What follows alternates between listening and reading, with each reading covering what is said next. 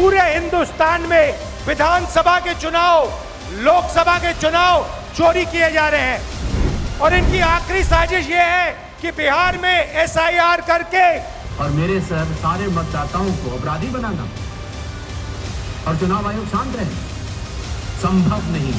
नए वोटरों को जोड़कर, वोटरों को काटकर ये बिहार का चुनाव चोरी करें। हलफनामा देना होगा या देश से माफी मांगनी होगी।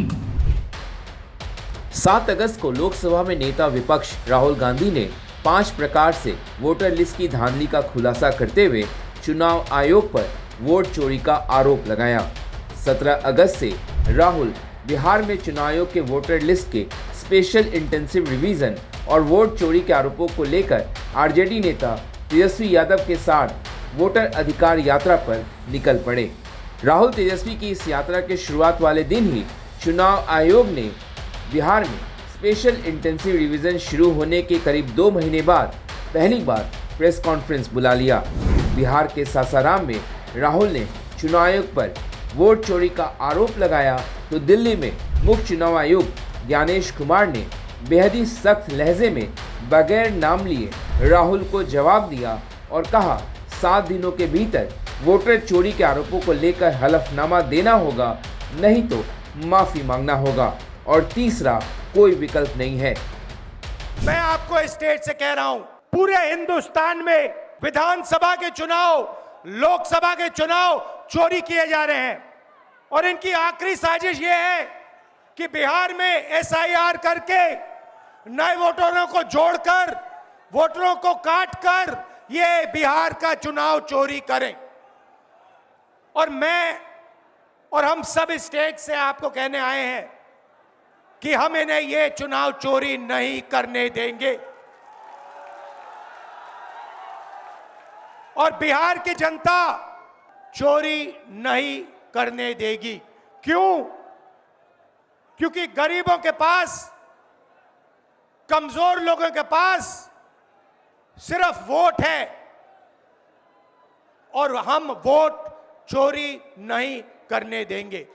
और जो इलेक्शन कमीशन कर रहा है पूरे देश को मालूम है, अब ये बात छुपी नहीं है। सबसे ज्यादा मतदान करने वाले लोगों की संख्या और इन सब के समक्ष, सारे मीडिया के समक्ष ये कहना कि अगर मतदाता सूची में आपका नाम एक बार और है तो आपने 2 बार मतदान किया होगा और कानूनी अपराध किया होगा और मेरे सर सारे मतदाताओं को अपराधी बनाना और चुनाव आयोग शांत रहे, संभव नहीं। हलफनामा देना होगा या देश से माफी मांगनी होगी, तीसरा विकल्प नहीं है। आपके माध्यम से मैं ये भी कहना चाहता हूं, अगर 7 दिन में हलफनामा नहीं मिला तो इसका अर्थ ये सारे आरोप निराधार हैं और हमारे मतदाताओं को ये कहना कि वो फर्जी हैं, इसके ऊपर जो भी इस बात को बोल रहा है उसको माफी मांगनी चाहिए। राहुल गांधी के समान ही बीजेपी सांसद अनुराग ठाकुर ने भी प्रेस कॉन्फ्रेंस कर रायबरेली, वायनाड, कन्नौज, मैनपुरी, डायमंड हार्बर में वोटर लिस्ट में धांधली का आरोप लगाया था। मुख्य चुनाव आयुक्त से प्रेस कॉन्फ्रेंस में अनुराग ठाकुर के खुलासे को लेकर जब सवाल पूछा गया कि उन्हें क्यों नहीं हलफनामा देने को कहा जा रहा, लेकिन मुख्य चुनाव आयुक्त इस सवाल का कोई ठोस जवाब नहीं दे पाए। ज्ञानेश कुमार ने प्रेस कॉन्फ्रेंस में जिस प्रकार बगैर नाम लिए राहुल गांधी पर हमला बोला, इसे लेकर विपक्षी दलों के गठबंधन इंडिया ब्लॉक के नेता खासे नाराज हैं। विपक्षी दलों और चुनाव आयोग के बीच टकराव बढ़ने के आसार नजर आ रहे हैं। हमारी शिकायत इसी किताब की ताकत से आती है। ये भारत का संविधान है। कल माननीय मुख्य चुनाव आयुक्त कह रहे थे कि हमसे सवाल पूछ रहे हैं, संविधान पे सवाल उठा रहे हैं। महोदय, आप संविधान के पर्यायवाची नहीं है, आप जन्मे हैं संविधान से। ये तो आप मोदी जी की तरह बोल रहे हैं कि उनकी आलोचना राष्ट्र की आलोचना है। इंडिया गठबंधन मुख्य चुनाव आयुक्त ज्ञानेश कुमार के खिलाफ महाभियोग प्रस्ताव लाने की तैयारी कर रहा है। राज्यसभा में नेता विपक्ष और कांग्रेस अध्यक्ष मल्लिकार्जुन खड़गे की अध्यक्षता में संसद में संयुक्त रणनीति बनाने के लिए इंडिया ब्लॉक के नेताओं की जो बैठक हुई, उसमें ज्ञानेश कुमार के बयान पे भी चर्चा हुई। बैठक में कांग्रेस, समाजवादी पार्टी, राजद और शिवसेना उद्धव ठाकरे गुट के नेताओं ने सुझाव दिया कि ज्ञानेश कुमार को पद से हटाने की मांग की जानी चाहिए।